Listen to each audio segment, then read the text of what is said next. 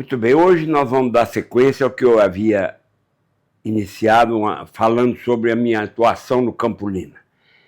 É muito desagradável a gente ficar falando o que fez, mas como nós estamos deixando uma gravação para a posteridade, eu acho que seria interessante continuar com as coisas que eu deixei implantadas na Campolina.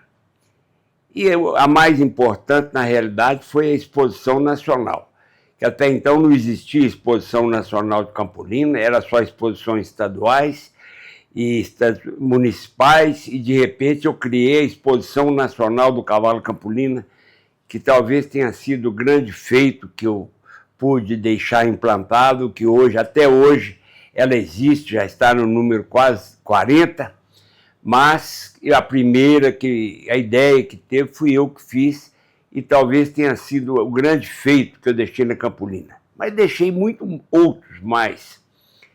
A comercialização de cavalo naquela época era feita de uma forma muito difícil. A pessoa ia para sua fazenda, ficava lá o dia inteiro e ficava olhava a tropa toda, olhava os potros, olhava as éguas, olhava o reprodutor e marcava para voltar na semana seguinte. Na semana seguinte, às vezes ele não podia voltar, voltava mais para frente e criava aquela expectativa. Então era uma expectativa muito ruim de venda de cavalo. Era uma expectativa ruim. Era a forma que existia, era isso. Então acontecia lá na fazenda nossa aqui em Betim, que aos sábados chegavam às vezes 3, 4 visitantes para visitar a tropa, para comprar, mas um comprava, o outro não comprava. Então, essa era a forma de comercialização que existia na época. Eu, então, criei o leilão ouro da raça Campolina. O que era o leilão ouro da raça Campolina? Nós colocamos 30 animais de cabeceira, animais expoentes da raça, num leilão no Parque da Gamileira. Isso foi tão bacana, foi tão espetacular, que nós cobrávamos ingresso para a pessoa entrar no leilão. Olha só, hoje eles ficam pegando pessoa a laço para entrar no leilão. Passa na porta, já chama para entrar. Naquele tempo nós cobrávamos ingresso. Por que nós cobrávamos ingresso? Porque nós dávamos um carro de presente entre as pessoas, um carro de um sorteio entre os presentes. Então, aquilo era uma atração também. A pessoa, além de participar de uma festa, ele concorria a um veículo, um carro na época, era um Gol, não sei o que era. Então, são criações que a gente foi fazendo, e esse leilão se tornou uma atração em Belo Horizonte. Participar do leilão ouro, quem ia lá era uma coisa assim, do outro mundo. O leilão era maravilhoso, nós enfeitávamos o local todo, fazíamos uma festa muito bonita, e as pessoas, além disso, iam ver um desfile de grandes cavalos campolinas, grandes éguas, só animal selecionado, e participava, e tinha a oportunidade de comprar, e participava dessa grande festa que foi o leilão ouro da raça Campolina. Nós criamos esse leilão e aconteceu um fato muito interessante, que no primeiro leilão, nós naquela aflição, ninguém tinha feito leilão ainda, e nós muito aflitos, e à tarde, quando foi 3 horas da tarde, eu mandei desfilarem na pista da Gamileira os animais que iam participar do leilão para que o público visse. E há de se falar que o público naquela época era muito grande. O parque ficava lotado de gente. E a gente, então, começou a desfilar os cavalos. Nós contávamos com a locução do Elias Tavares, que apresentava animal por animal, filiação, aquela coisa toda. Quando eu estava na beira da pista, também olhando isso, chega uma senhora atrás de mim e fala assim: o senhor é o senhor Emir Kadar, presidente da Campolina? Eu falei: sou, sim, senhora. Ela falou: quero dizer que o leilão está impedido de ser feito aqui hoje. Eu quase morri. Eu havia mobilizado tanta gente para vender, para comprar, havia cobrado ingresso, e essa mulher, falei: mas o que houve? Ela falou: não, eu sou oficial de justiça e eu estou vindo aqui porque o senhor não registrou o leilão na Associação dos Leiloeiros Rurais. Deixa eu te falar, é a primeira vez que nós fazemos um leilão, Eu nem sabia disso. Não é que nós fizemos de má vontade, de maldade, nem querendo burlar a lei, não. Mas ninguém nunca nos falou isso, que haveria que ter que se registrar. Só tinha que ter registrado na Associação dos Leiloeiros Rurais e não tem jeito de fazer. Falei, vamos na minha sala. Eu tinha uma sala lá na Gamileira que eu conversava, e eu sempre fui muito bom de conversa, explicando para ela o que significava aquele impedimento do leilão. Tinha vindo gente de Recife, de Maceió, tinha vindo gente do Rio, de São Paulo, para poder adquirir esses animais, e outras pessoas que também dispuseram a colocar esses animais na pista, e ela falou que não, que naquele dia não poderia haver o leilão. Eu conversei com ela durante muito tempo, perguntei quem era o chefe dela, quem era a pessoa que poderia liberar o leilão. Ela falou, não tem jeito, hoje, sexta-feira, a essa hora da tarde, já não tem quem possa liberar esse leilão. Moça, então é só você que pode. Você há de entender que nós não podemos suspender esse leilão agora, 4 horas da tarde. Eu vou fazer o leilão e depois nós vamos arcar com as consequências. Não, bom, isso foi levando quase 1 hora de conversa. No final, ela se comoveu com a nossa situação, entendeu a nossa situação, e eu falei, olha, ela falou, então vou fazer o seguinte, não vou suspender o leilão, não. Só faz o leilão e depois só regulariza o leilão. E assim nós fizemos. Eu até a convidei para participar do leilão, e ela foi ao leilão, participou como nossa convidada, e assim, o primeiro obstáculo que eu tive no leilão ouro foi esse. Eu achei que, na hora eu tremi de medo, porque o que envolvia de dinheiro naquilo tudo, de compromisso que eu havia feito com vendedores e compradores, era muito grande. E na hora do leilão, o leilão viu um oficial de justiça e barrar o leilão, era uma coisa assim assombrosa. Então essa foi uma das grandes criações que eu fiz, foi o leilão ouro. Depois havia animais que não tinham condição de entrar no leilão ouro, porque o leilão ouro era só para animais campeões, categoria muito alta. Aí eu fiz um leilão no sábado, chamava leilão prata. Ele era um pouquinho inferior em qualidade, mas com o mesmo pessoal, os compradores participaram do mesmo jeito. Por quê? Porque era muito difícil comprar um animal. Você queria comprar um animal lá em Valadares, você tinha que viajar para Valadares, pegar um carro aqui, viajar para Valadares, ficar no hotel, e a pessoa tinha que te levar na fazenda dele, e aquela conversa. Aqui não. Os animais estavam dentro do Parque da Gamileira, à sua disposição. Ele foi um outro leilão, e nós experimentamos até um novo leiloeiro na época, que hoje é o maior leiloeiro da raça campolina, que é o Rodrigo Costa. Ele era iniciante, era um menino na época, criador de campolina também, e ele estava pretendendo ser leiloeiro, e nós o convidamos, e ele fez o primeiro leilão prata. Então nós tínhamos leilão ouro na sexta-feira, leilão prata no sábado. E tinha animais que não estavam no leilão, precisavam de ser comercializados. Como é que faz, então, para comercializar esses outros animais? Eu, por exemplo, não pus animal no leilão, mas eu queria vender algum animal. Aí eu inventei a Feira de Animais Campolina. O que é a Feira de Animais?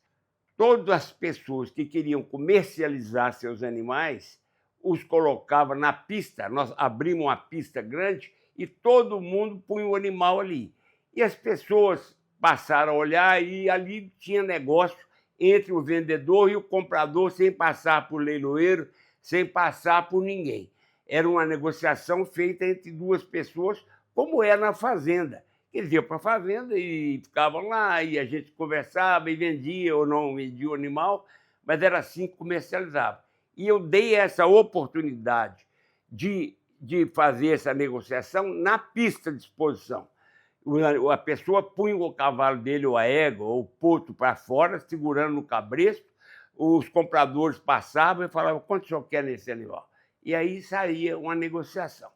Então, esse foi um incentivo que eu dei muito grande ao Campolina na parte de comercialização, muito grande.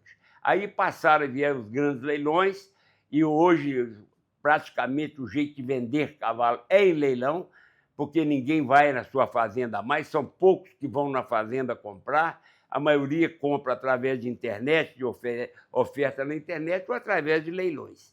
Mas, nessa época que nós criamos o primeiro leilão ouro, não existia comercialização nesse sentido. Fizemos essa comercialização.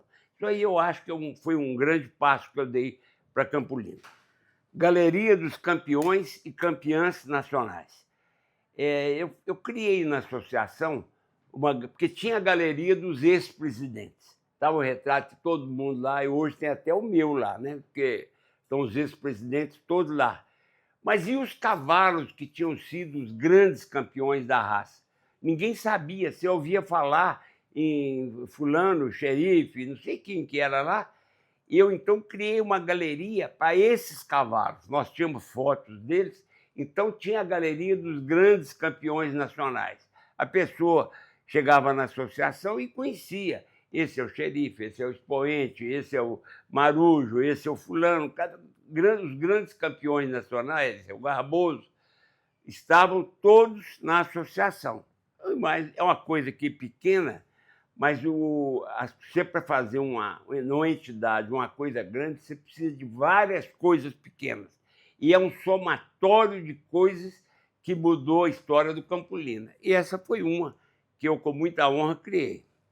Criação do programa Campolina 90. Eu criei um programa que chamava Campolina 90. Foi no ano de 90.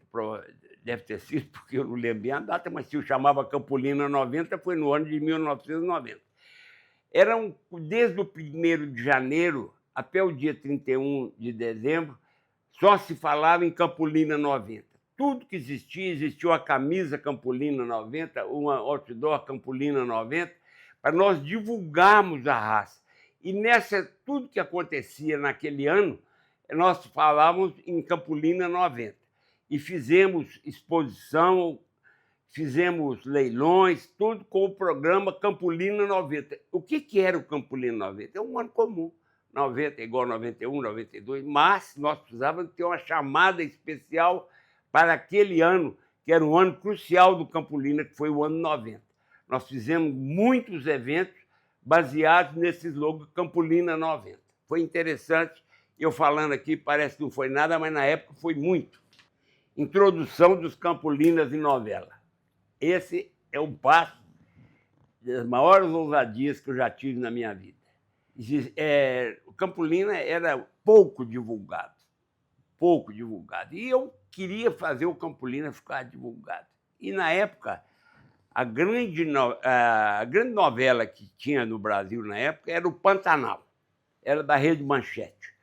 Todo mundo queria ficar em casa para assistir o Pantanal.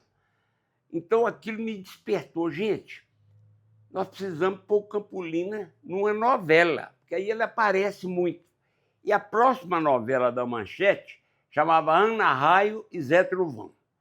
Era uma novela que também era tipo do Pantanal, mas só que ela era passada no Mato Grosso, lá no Pantanal. Era fantástica a divulgação dela. Todo mundo queria ver Ana Raio e Zé Trovão, que seria lançado. Parece que esse ator é aquele que toca violão, e a atriz eu não lembro quem que era. Era a história de um rapaz, uma moça, Ana Raio e Zé Trovão. E eu então, falei, vou pôr o Campolina nessa novela. Aí os meus amigos lá da Campolina falaram, me ficou doido, vamos internar ele. Pôr o Campolina numa novela. E eu então saí daqui e fui ao Rio de Janeiro, na sede da TV Manchete, e conversei com Adolfo Bloch, que era o dono da Rede Manchete. Ele e a esposa dele, que era uma grande conselheira dele, que ajudava muito, eles me convidaram para um almoço. Nós fizemos um almoço e sentamos e tal. E eu falei, senhor Adolfo, eu queria ver como que a gente poderia pôr o Campolina para participar de uma novela. Ele falou, mas como é que é isso? Eu falei, é um merchandising. Nós vamos fazer uma coisa e o senhor dá um jeito de quem escrever a novela fazer uma participação do Campolina nessa novela. Ele achou a ideia meia doida, mas chamou o diretor-geral lá da Rede Manchete e falou com ele, o Emir quer isso, você conversa com ele. E eu fui, então, para a parte técnica da Manchete conversar. Aí o camarada virou para mim e falou assim: "Olha, nós podemos colocar assim, mas vai custar para vocês US$ 1 milhão". Eu falei: "Meu Deus do céu, onde é que eu vou arrumar isso na Campolina? US$ 1 milhão". E nessa época não tinha essa ideia que tem hoje, o patrocínio, arruma um patrocínio disso, patrocínio. Não tinha patrocínio, era tirar do bolso e dar US$ 1 milhão para a Manchete. Eu, como bom árabe, fui negociando, e eles judeus, e eu árabe, deu para conversar, nós fomos conversando, no final fechamos em US$ 150 mil a participação da novela, do Campolina, na novela Ana Raio do Zé Trovão. Como é que foi essa participação? Os criadores, principalmente o Gastãozinho, Gastão Rezende Filho, ofereceu uns cavalos que poderiam acompanhar a gravação da novela. Então, nós colocamos esses cavalos no caminhão e esses cavalos foram acompanhando a gravação da novela Ana Raio e Zé Trovão. E a cada momento que os atores estavam lá assim, passava o cavalo, passavam a égua Campolina, passavam a égua, e tive várias participações. O cara falava assim: "Ó, isso aí é Campolina, olha aí que maravilha de cavalo". O cara falava na novela. E teve uma época lá que teve uma apresentação, um leilão dentro da novela, simulado, e o cavalo deu muito preço. Aí o ator virou e falou assim: "Esse é Campolina, é o cavalo que a gente realmente tem preço para vender". Quer dizer, foram participações assim, que o Campolina foi sendo falado a novela inteira. E nós conseguimos um criador que se dispôs a acompanhar a gravação, e ele foi junto com os cavalos, que é o Newton Cláudio, que está lá no Mato Grosso hoje, é um grande vendedor de fazendas do Mato Grosso hoje. Ele acompanhou para nós o Campolina nessa empreitada. E o Afonso Rezende, que era o locutor das exposições, também acompanhou para fazer algumas locuções durante a novela, falando de cavalo, e o ator sempre falando: "Esse é Campolina, você está vendo? Esse é o Campolina, esse é o Campolina". Foi uma atuação maravilhosa. Campolina ficou faladíssimo no Brasil inteiro, porque aquilo, novela não é para Belo Horizonte, novela é para o Brasil inteiro. Todo mundo via e ouviu falar em Campolina. Eu acho que foi um passo muito acertado que eu dei. Eu vou ler aqui, porque senão eu não consigo lembrar. O Campolina era pouco divulgado. Eu contei para vocês no início que, quando eu assumi, tinha 80 associados. Quando eu larguei, tinha 4.500. Então, precisava divulgar o Campolina. Nós tínhamos que divulgar Campolina. Campolina é o nome de uma família. O cavalo Campolina pegou esse nome por causa do Cassiano Campolina. Então, o Campolina é o nome de uma família. E nós precisávamos divulgar. Ele é muito conhecido aqui em Minas, mas era pouco divulgado no resto do país. Então, tive uma ideia que eu achei sensacional. Eu conversei com os criadores das regiões e nós colocamos placas, até que eu já falei isso, placas nas estradas com um retrato bonito de um cavalo Campolina, um outdoor. Hoje, naquele tempo chamava placa, hoje chama outdoor. Mas outdoors enormes do Campolina, com o retrato do cavalo e uma frase assim: "Criar cavalo é criar Campolina". E o telefone da associação embaixo. Então, isso foi sensacional. Isso deu uma divulgação nacional para o Campolina. Todo mundo, as pessoas que realmente gostavam do Campolina e os cônsules que eu tinha colocado, fizeram isso. Então, você viajava para Cabo Frio, tinha lá. Você viajava para Angra dos Reis, tinha a placa Campolina. Você viajava lá em Recife, tinha a placa "Criar cavalo é criar Campolina". Aqui em Betim, na saída de Betim, ali de Belo Horizonte para Betim, no final, perto da Petrobras, tem uma placa enorme: "Criar cavalo é criar Campolina". São coisas pequenas que vão se somando. Tudo é um somatório. Não tem nada que isso aí não valeu nada. Mas isso, junto com as outras coisas, foi fazendo um somatório grande. Então, eu preocupei muito em divulgar a raça Campolina. Campolina precisava de divulgação. E eu consegui fazer uma divulgação muito grande da raça, com essas pequenas coisas que eu fiz. Ah, e outra coisa, eu precisava, como eu precisava de divulgar o Campolina, nós criamos, chamava Vai Campolina. Então, Vai Campolina, até esse negócio de Vai Campolina não era muito meu gênero, não, mas na época era importante, estava mudando, o Brasil vinha mudando, ficando mais chique, né? Deixando aquele rural para passar para coisa chique. Então, nós fizemos a Vai Campolina, nós fizemos roupa, camisas bonitas, camisa de polo, casaco, tudo Vai Campolina. Foi uma grife que nós lançamos da Campolina para poder colocar as roupas, as coisas. Aí onde é que nós ia vender isso? Não era no shopping. Aí nós criamos uma boutique, que é a boutique do Campolina. A boutique do Campolina tinha tudo de Campolina. E ela era itinerante, essa boutique. Ela, em todas as exposições importantes, nós montávamos a boutique do Campolina, vendendo os produtos da raça Campolina. Então a pessoa andava na rua, em vez de andar com esse jacarezinho aqui, andava com o Campolina aqui, ó, e divulgava a raça, divulgava um cavalinho, mas era o Campolina, era a marca Vai Campolina. E a boutique Campolina, que era importante, porque a boutique ela era itinerante, ela andava acompanhando as exposições. Tinha exposição em Montes Claros, nós montávamos a boutique Campolina lá. Tinha exposição no Rio, nós montávamos a boutique Campolina. Então foram coisas que foram ajudando a divulgar a raça Campolina e muito. O maior problema que existe na criação, na raça, na exposição de cavalo, é o mesmo que existe no jogo de futebol, é o julgamento.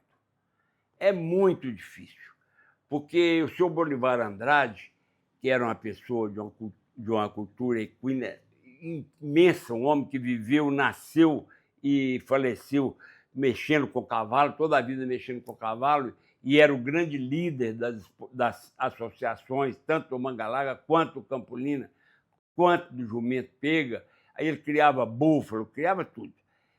Ele, quando eu assumi a associação, ele falou assim comigo: Emir, você vai resolver todos os problemas. Você é muito capaz, você vai resolver. Só um que você não vai conseguir resolver, que é julgamento, que agrade a todo mundo. Realmente o julgamento não agrada a todo mundo. Porque todo mundo sai de casa com o seu cavalo campeão. Ele acha que vai ser campeão. Só que sai 200 campeões. Cada um que vem acha que vai trazer o campeão. E chega aqui, às vezes, o cavalo não é o campeão, porque tem um melhor. Ele não sabe o cavalo do outro. Eu não sei o cavalo que o outro vai trazer lá de Montes Claros, ou de Valadares, ou lá do Rio. Então eu saio com o meu cavalo de casa sonhando que ele vai ser o campeão. Quando chega lá, ele não é campeão. Aí dá uma insatisfação, fica-se um mal-estar na exposição, ninguém consegue entender aquilo, já houve até agressão ao juiz em exposição. Me falaram que o cavalo árabe é julgado pela informatização. A pessoa dá uma nota, não é nota de 1, 2, 5 tal. Ele, cavalo, é bom, é 1. Não é bom, é 0. Assim que o árabe julga. O cavalo marcha bem, é 1. O cavalo não marcha bem, é 0. O cavalo faz isso, é 1. É 0. E no final, computa-se tudo isso e tem a classificação dos cavalos. O árabe fazia isso. E nós tínhamos aqui um criador que era criador de árabe e criador de Campolina, que era fantástico, a pessoa, o Jamil Saliba, dono da Pecelagem Saliba, e tinha 2 filhos, o Ricardo e o Paulinho, que eram as pessoas que mexiam com isso no árabe. Eu então os convidei, falei: o Ricardo e o Paulinho, vocês podem vir implantar isso aqui na Campolina? Quem sabe isso resolve essa situação do julgamento. E eles vieram, montaram o computador no centro da pista e emitiam as notas. A pessoa chegava lá: meu cavalo teve 8, não é 8 de 0 a 10, porque teve 8 bons. E teve. Aí, a princípio, todo mundo aceitou. Mas depois nós vimos que aquele não era o ideal e tiramos. Mas implantamos o julgamento na Nacional do Campolina, o julgamento informatizado. Nós também já falamos que implantamos a informatização na Campolina através do Flávio Guarani. Lá nos registros, nas coisas, que está informatizado até hoje. E aí, cada dia é melhor, né? Porque a informatização vai aumentando, mas quem implantou isso lá na associação fomos nós, foi a nossa diretoria, através do Flávio Guarani, que nos ajudou muito nisso. Então, isso aqui é uma coisa interessante, criação do conselho nato na associação. O que é isso? É coisa boba. É uma coisa... Hoje acontece muito, mas não tinha naquele tempo. É porque a pessoa prestava, era o presidente da associação, ficava lá 3 anos ou 6 anos, eu fiquei 12, que foram 4 mandatos, e quando ele saía, desaparecia da associação.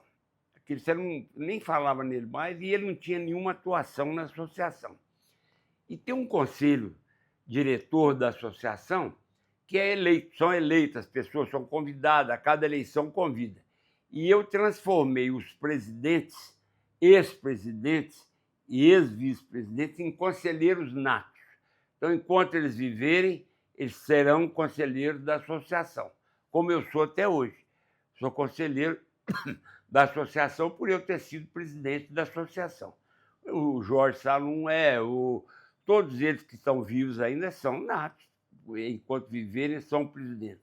Esse também eu criei com muita honra, porque é um tributo ao ex-presidente, que ele deixou um legado. Todo mundo deixa um legado lá. Diretoria de Marketing e o Livro Castrado. Vou falar sobre diretoria de marketing e livro castrado. Como eu preocupava muito com a imagem do Campolina, e era eu que tinha que fazer tudo, bolava as placas, eu que bolava a camisa, eu que bolava tudo, e aquilo foi pesando demais em mim, e eu falei, gente, eu tenho que criar alguém para me ajudar nisso aqui. E criei a diretoria de marketing e comunicação da associação. Convidamos, na época, se eu não me engano, foi o Sérgio que assumiu isso, e a gente passou a ter mais pessoas pensando e trabalhando sobre a divulgação da raça. E foi muito interessante isso, porque deu uma dimensão diferente. Porque, em vez de eu ter que fazer tudo, pegar tudo meu fazer, eu tinha mais pessoas pensando no marketing da associação. Isso foi muito importante. Aí veio a ideia do livro de castrado. Tem muito... um cavalo cobre mais ou menos, é capaz de cobrir 20 éguas por ano. A proporção é que você tem que ter um reprodutor para cada 20 éguas que você tem. É a norma mundial de... Então, o que acontecia com os cavalos que nasciam? Você tinha 30 nascimentos, 15 cavalos, 15 fêmeas. As 15 fêmeas você jogava no plantel. Os 15 cavalos, você vendia 5 e ficavam cavalos no seu criatório que eram indesejáveis para ser reprodutores. Então, esses cavalos são castrados e passam a prestar serviço ou em fazenda, em qualquer lugar. Mas tinha cavalos que embora não prestassem para a reprodução, prestavam para uma cavalgada, para uma romaria, para muita coisa. E esses cavalos eram castrados e perdia. No mundo do Campolina não falava mais nele. Então, criei o livro de castrado. Nós passamos a registrar os cavalos castrados. A pessoa tinha lá o fulano das Arábias, um cavalo qualquer que eu castrava. Ele era registrado num livro próprio. Quando alguém lá de São Paulo ia comprar para fazer uma romaria, para uma cavalgada, para o que fosse, o cavalo era registrado no livro de castrado. Eu não sei se ainda existe esse livro, mas nós criamos esse livro de castrado. E era importante. Foi uma vitória na época, porque os cavalos não desapareciam do criatório. Eu tenho muito cavalo lá na fazenda de Montes Claros, mexendo com boi, são cavalos campolinos castrados, mas eles todos estavam no livro de castrado aqui. Se um dia eu quisesse recuperar algum cavalo desse para apresentar, para alguma coisa, eles estavam registrados. Não sei se continua isso. Criamos o Campolina Press.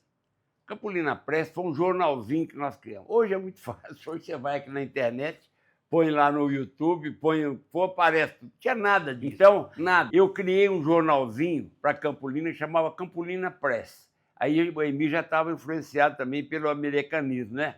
Era o Bairro Campolina, Campolina Press. Era um jeito da gente fazer, dar as notícias do Campolina. Então eu fiz o Campolina Press, que a gente fazia uma coletânea de tudo o que acontecia na associação durante aquilo, e quinzenalmente nós mandávamos para os associados um jornalzinho, Campolina Press. Hoje é totalmente dispensável isso, porque você manda pela internet, a pessoa recebe na hora. Mas, na época, ainda era muito importante, a divulgação nos ajudou muito, porque nós falávamos todas, fazia a programação das exposições, fazia a programação dos técnicos nos estados, fazíamos tudo no Campolina Press. Outra coisa que você vai gostar, André, dentro da divulgação do cavalo Campolina, eu precisava de apresentar o cavalo Campolina. O cavalo Campolina era um cavalo restrito aos criadores, de pouca divulgação, porque não tinha internet na época para a gente divulgar. Era através do Campolina Press, através da Bairro Campolina, fazendo uma camiseta, era chaveiro, era isso, é o que nós tínhamos para divulgar. Aí veio uma ideia na minha cabeça, fantástica. Vamos colocar o Campolina na parada de 7 de setembro. Ah, Emílio, você ficou doido mesmo. Você não está no juízo perfeito, não. Lá, cavalo de Campolina, parada de 7 de setembro, é para cavalo militar, aqueles cavalos com soldado, com aqueles negócios em cima, não é para Campolina. Eu fui no comando da 4ª Região Militar aqui de Belo Horizonte, fui lá, conversei com o general, comandante, falei, eu queria que o senhor desse um espaço para nós colocarmos o cavalo Campolina na parada de 7 de setembro. Mas, Emílio, como é que eu vou fazer isso? Lá são cavalos militares, são aqueles... Nós vamos, depois que acabar os militares, nós entramos, que é uma raça mineira, é uma raça que precisa divulgar, é uma raça... O general, que era muito bacana na época, conversou comigo, falou, Emílio, vamos conversar com... Aí vai conversar com o major, vai conversar com o tenente, foi conversar, e eu fui conversando com todo mundo e consegui convencê-los que o Campolina ia participar da parada de 7 de setembro. E assim nós fizemos. Aí eu passei a exposição nacional para setembro. Foi em junho, já foi julho. Hoje o Mangalaga aproveita o mês de julho, mas o mês de julho era nosso, era do Campolina. Mas eu passei para setembro para coincidir com o 7 de setembro. E aí nós, quando era de manhã, 6 horas da manhã, 5 horas da manhã, saíam 2, 3 caminhões de cavalo, iam ali atrás do Parque Municipal, descíamos, arriávamos os cavalos, e a parada ia seguindo, e não podia ser muito na frente, e é muito justo, porque os cavalos defecam quando estão andando, e não podia passar ninguém a pé mais depois de nós. Então, depois que passava os soldados marchando a pé, vinha a cavalaria, e depois da cavalaria vínhamos nós, com os cavalos campolinas. Era outra coisa diferente, todo mundo de chapéu de fazendeiro, como bota, e nós divulgávamos. Então, nós viramos manchete no Brasil inteiro. Campolina na parada de 7 de setembro. Saiu notícia no Jornal Nacional, na Globo, todo lugar, uma coisa inédita. Campolina na parada de 7 de setembro. Era a doidura do Emílio, mas foi o Campolina na parada de 7 de setembro. Deu certo. Você gostou da novela, agora você imagina isso aí também.